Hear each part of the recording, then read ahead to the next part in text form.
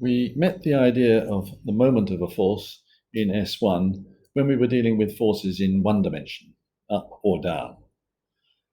Now we're going to look at the idea of moments of forces when the forces are in a plane in two dimensions. The definition of the moment of a force is, get that to sit there, the moment of a force F about a point P is the magnitude of the force multiplied by the perpendicular distance from P to the line of action of F. Well, let's have a look at an example to see what that really means. Here we have a force of 10 newtons, and to find the moment of the 10 Newton force about the point P, we're told to take the magnitude of the force and multiply it by the perpendicular distance from P to the line of action of the force. So the moment of my 10 Newton force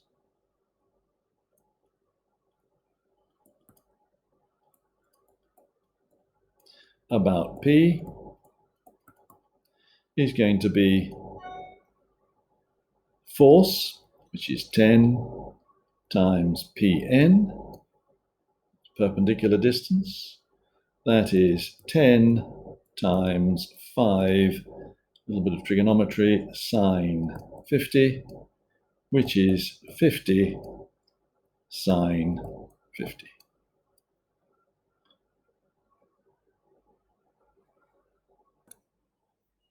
We can look at this in a different way. We can think first of resolving the 10 Newton force. One component so that the component goes through P, that means that its moment about P would be 0, and the other component of the 10 Newton force perpendicular to the dotted line. We have that in the second diagram. Now you have 10 cos 50, that component of the force acting through P, the moment of that component is therefore 0, and 10 sine 50 acting perpendicular to the black dotted line, the moment of that force therefore is 5 times 10 sine 50. And so my moment is equal to 5 times 10 sine 50, which is 50 sine 50, as we had in the previous case.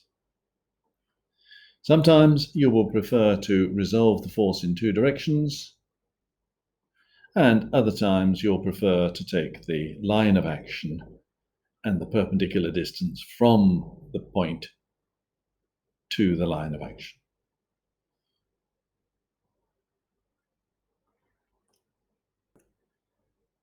We can see the same thing happening in another example.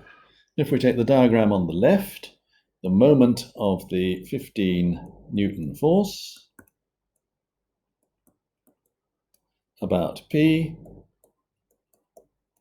is going to be 15 times the perpendicular distance from P to the line of action of the force. So it's going to be 15 times Pn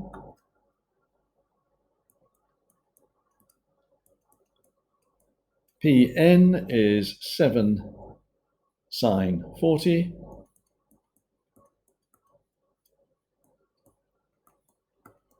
and 7 times 15 is 105 sine 40. Well, let's see what happens if we look at the other technique. We have the same force, and this time we resolve the force so that one component, the 15 cos 40, the line of action goes through P, 0 moment of that component.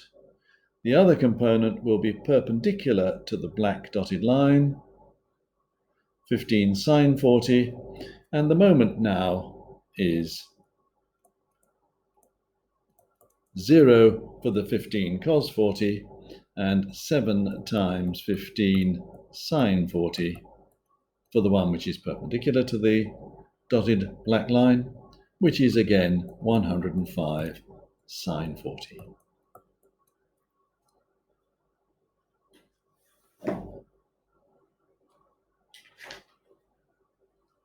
There is more in your textbook M2 on pages 131 to 134.